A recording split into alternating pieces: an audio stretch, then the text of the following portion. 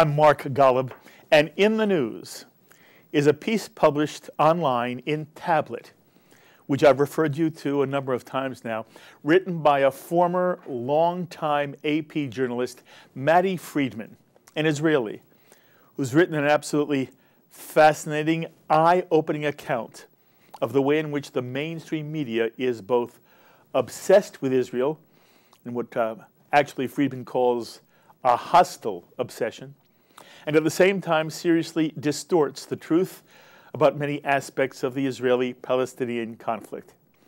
Matti Friedman's piece in Tablet is entitled An Insider's Guide to the Most Important Story on Earth, and it's subtitled A Former AP Correspondent Explains How and Why Reporters Get Israel So Wrong and Why It Matters. And then this week, one of American Jewry's most eloquent and insightful columnists, David Suissa, president of Tribe Media and the Jewish Journal of Los Angeles, has written his own piece commenting on Matti Friedman's thesis, which David entitles The Media's Tragic Obsession with Israel. And David's on our phones right now from Los Angeles to discuss the implications of his article and that of Matti Friedman's. David, thank you so much for joining us once again. Oh, it's my pleasure, Mark. David, first tell me, what struck you most in Matti Friedman's expose on the way in which the media handles Israel and the Israeli-Palestinian conflict? I think the most important thing is that Matti was speaking from the inside. He spent many, many years at the Associated Press, which everyone knows is one of the premier mainstream media organizations. So this was not a hit from the side. This was strictly from the inside. And what struck me was the amount of examples he gave. Yes. From the inside on the fact, for example, that they never, ever published the Hamas charter in the 8 years that he was there. They never even, quoted from it. The extent of the staffing that they had compared to other areas, they had more staffing in Jerusalem than they had in the 50 countries of Africa, sub-Saharan Africa, more than India, more than China, more than Russia. So he was able to actually give us inside information of something many of us already suspected. Yes. And I think what made the article so striking, and the reason it's had such a resonance in our community, is the amount of detail and evidence that he brought to the issue. Now, what he was trying to show, as you point out in your own piece, is not only how there's this, what he calls hostile obsession, meaning there's so much attention inside media bureaus in Jerusalem and in general in Israel, but he also was arguing that the story gets mangled and is not told in completely or accurately. Did anything about that strike you, David? Well, yeah, I think it's part of the same initial story, the idea that if you're going to be obsessed with Israel, then by definition, you're not going to cover the other side with the same amount of scrutiny. He gives an example. In a 7-week period, there are 27 articles bashing Israel and criticizing different elements of Israeli society. And that's more than they had on the Palestinian side for 3 full years. So I think part of this thing, that inaccuracy and getting the story wrong that you mean, is the very idea that if all you're going to look at is that, if you're going to focus so much on Israel. But I think, Mark, beyond that, there were 2 things that he did not say in his article. Please. Which is, what are the implications? What are the implications of this fanatical obsession with Israel? Yes. And I identified 2 implications. One is the people who pay the biggest price for this obsession with Israel is not Israel itself. It's the millions and millions of victims who are being ignored because of the media obsession with Israel and the Palestinian conflict.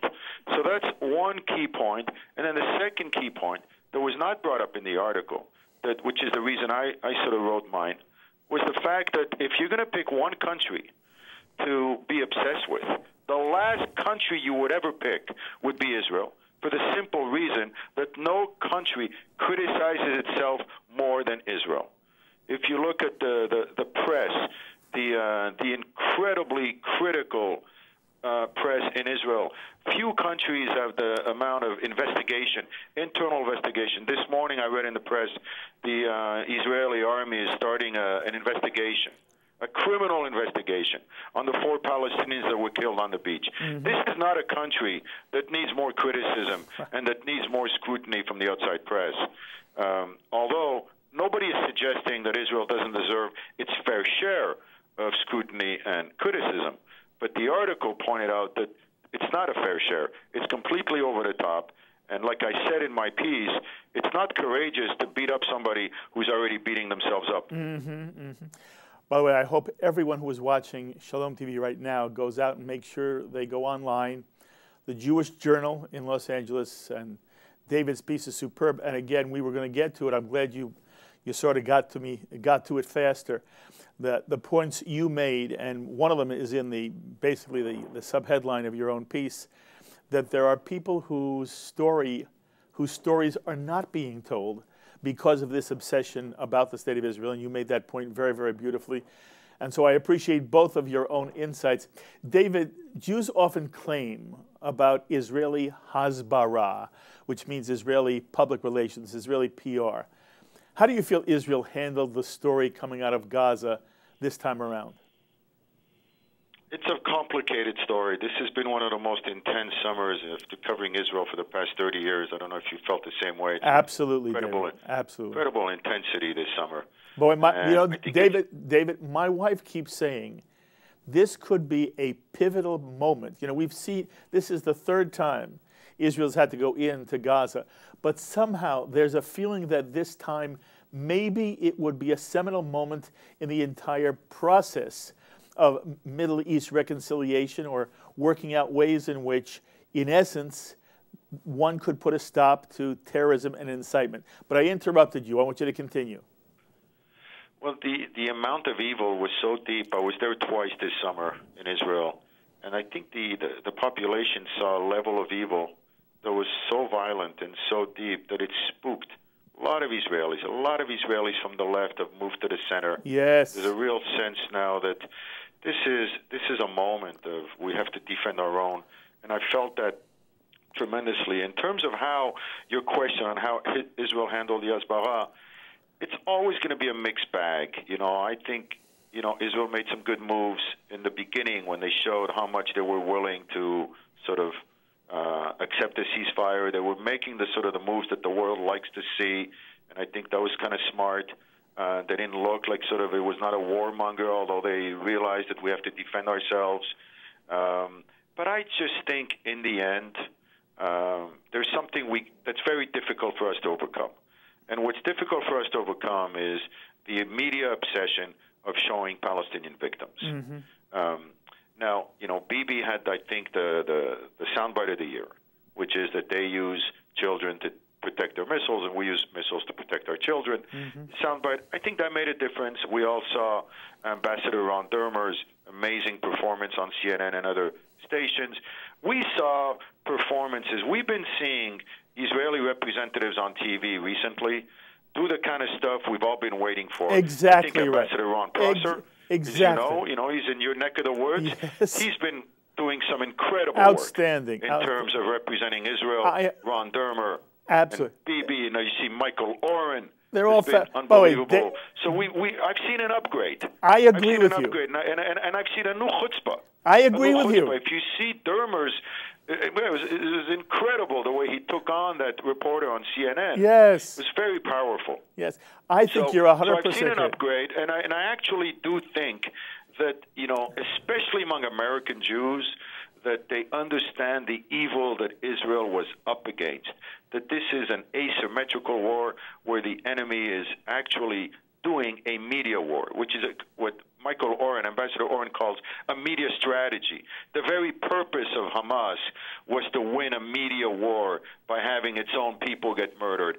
I think that insidious and evil and cowardly strategy somehow registered more in America than it did in other parts of the world. So I think we have made some progress in the area of Hasbara. What I'd love to see more of is to see that. Go ahead. I agree, David. I think you say it perfectly. And I think that some of the criticism of Israeli Hasbara is sort of knee-jerk, and that in essence, I thought Israel did, as you said, a fabulous job this time. By the way, Right. you were on Shalom TV all the time. We had people from Israel on all the time. All of them were just outstanding. We got the Israeli Media Council here in New York, Shachar Azani, just out of this world. Your David, who's the Israeli consul general in L.A.? Is it David Siegel? David Siegel. Just fabulous. Every one of them. And Right. Ido Aharoni, fabulous. So I think the criticism of Israeli Hasbara is really unfair. And at the same time, David, for days and days during the war in Gaza, all we heard, all we saw on American television was Palestinian civilian suffering. And even many television hosts, people like Joe Scarborough on MSNBC, who has been a longtime supporter of Israel, he sort of broke, and he said, look, Right. he was very critical of Israel's apparent shelling of a UN building in which there were Palestinians who were trying to escape from the conflict, and yet Palestinians ended up dying there. And I also say to myself, David, it was so interesting to see, number one, there was never any pictures of Hamas operatives, Hamas terrorists, firing missiles or shooting guns at Israeli soldiers. We never even saw Hamas terrorists wounded or dying in the street. All we saw were women and children in pain. And there's no way in the world any nation is going to survive a certain kind of media bias if all you see are visuals of people suffering. This has nothing to do with Israeli Hasbara.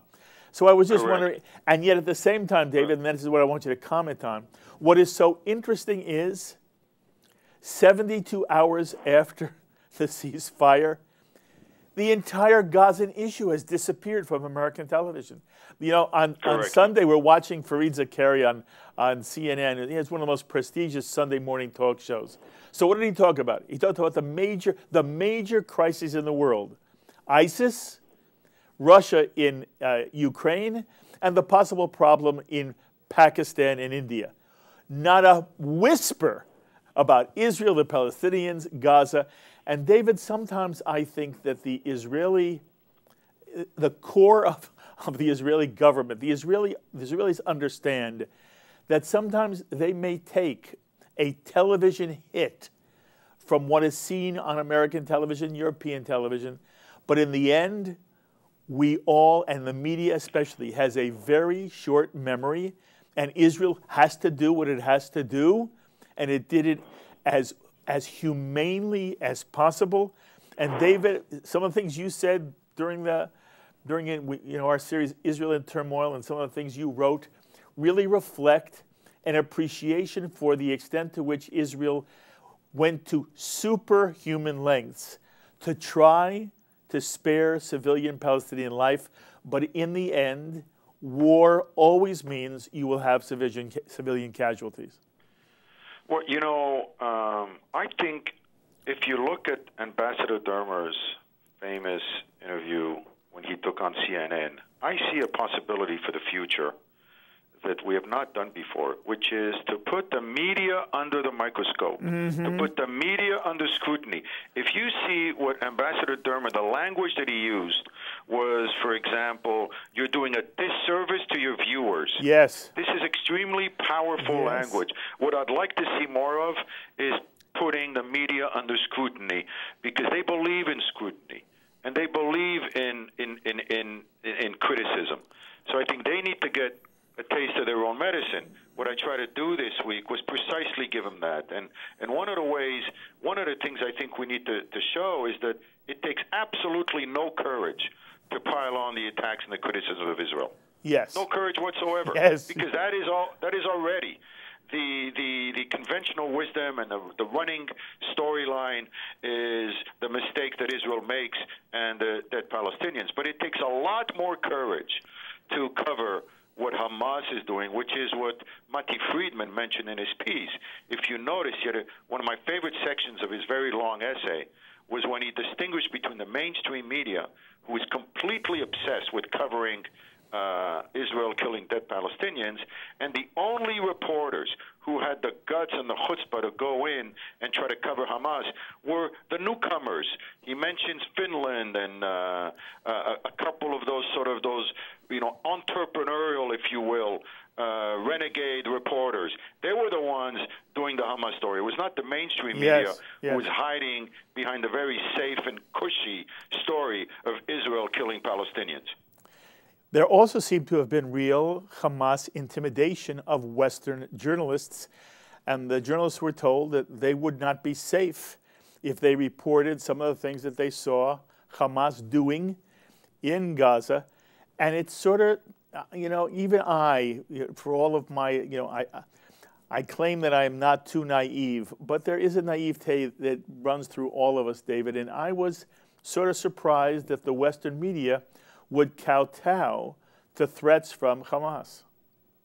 But what's even worse than that, though, if you read over Matty's piece carefully, he gives an example of when the Associated Press, his own employer, refused to divulge that one of the actions they took was precisely because of the intimidation. So, it's not, the intimidation is bad enough, but what's even worse is when you refuse to report the intimidation. Yes. Which gives crucial context. Yes, and by the way, I never heard about the intimidation, not on NBC, not on CBS, not on ABC, not on CNN. It was very, very disheartening. It started coming out later on, if you noticed. It started coming out. There's a couple of reporters now, thanks to YouTube, and it came out. But it came out slowly. It was a little, too little, too late. Yes, much too late. By the way, how do you think all of the, negative images that we did see for a period of time, day after day, on mainstream television, do you think it had any effect on American public opinion vis-a-vis Israel? I think it had some among the younger crowd who are not as knowledgeable. This is an issue that we have to deal with in the Jewish community, is that there's a whole new generation of Jews who were not raised on Entebbe and on the Six-Day War and on the heroic Israel. And all they've seen for the past 10 years is the Israel of apartheid week on campuses and the Israel of, who's oppressing the Palestinians. So they don't have the goosebumps that we do. So they're more vulnerable to taking the side of the underdog and the weak. It's like we're in a new world now where it's not about who's right and who's wrong. It's not about good and evil. It's about who's strong and who's weak. And if you're perceived as being weak, you're going to get some natural sympathy, especially from people who don't know the background to the story. So we are vulnerable among the new generation, that they will be more vulnerable by seeing, a lot of dead Palestinian babies, which is horrible, on its own. And if you don't know the context, you will be more likely to be negatively influenced. We're seeing that among the new generation. I think some of the numbers we've seen in the polling. But generally speaking, the American community in general has a much deeper sympathy for the challenges of fighting the evil of terrorism than other countries around the world. So I think for now we're okay, but we really need to sort of get our ducks in a row and find a way to create a more emotional, deeper connection between the new liberal generation of American Jewry who are obsessed with Tikkun Olam and who have these values that they identify with. And we need to find a way to make them identify with Israel in an emotional, values-driven way. And that goes beyond birthright. It goes beyond startup nation. It goes beyond the fact that we have an amazing army and that we're up against some vicious enemies. We need to figure out some way of not abandoning, not losing this new generation, because in 10 years from now, they're going to be running the Googles and the Facebooks and the Hollywood of the future. I want them to be on the side of Israel. I want to say two things. First of all, I think your assessment of the American people and the damage that really was not done by the visuals. Again, I come back to the 72-hour sort of construct here in America. But I agree with you that in general, as bad as those visuals were, as upsetting as those visuals were, the American people and the American Jewish community in general has remained very much pro-Israel and very strong and understood to a very large degree, and maybe it is the Dermers and the Prosors and the Siegels and the Shachar Azanis, who helped that reality stay intact. But then you say then you say something though, David, that's very, very important, and it's what I'm about to ask you is not fair, but I can't believe you haven't given this some thought. And it deserves, by the way, an hour, just you and I talking. I would love to, have you at the L'chaim table and just spend an hour going through this with you and maybe a couple other people. But I'm going to ask you now anyway. When you say that the real danger is that there is a generation growing up that did not know the Soviet Jewry movement, never knew anti-Semitism, wasn't there for the Six-Day War. As far as they're concerned, it happened right around the Civil War, don't understand anything about the emergence of the State of Israel after the Holocaust and the miracle of the rebirth of the State of Israel and the extent to which it has stood on its head to try to say to the Arab world, we will share the land if you're only willing to share it with us. There's a generation that knows nothing about that, and you're now identifying it as the concern you have for what will happen in 10 years when they are more responsible for Jewish life and American life. And you say we have to figure out a way to somehow attach them to the things that attach you and me and many people who are watching right now on Shalom TV. That is a very easy problem to identify. Do you even have one smidgen yet figured out for yourself, David, about how you would try to move that generation closer to where you want them to be? I do. Let me hear it. I do. Let me hear it. And it turns out that it was my daughter's idea, who just graduated from UCLA.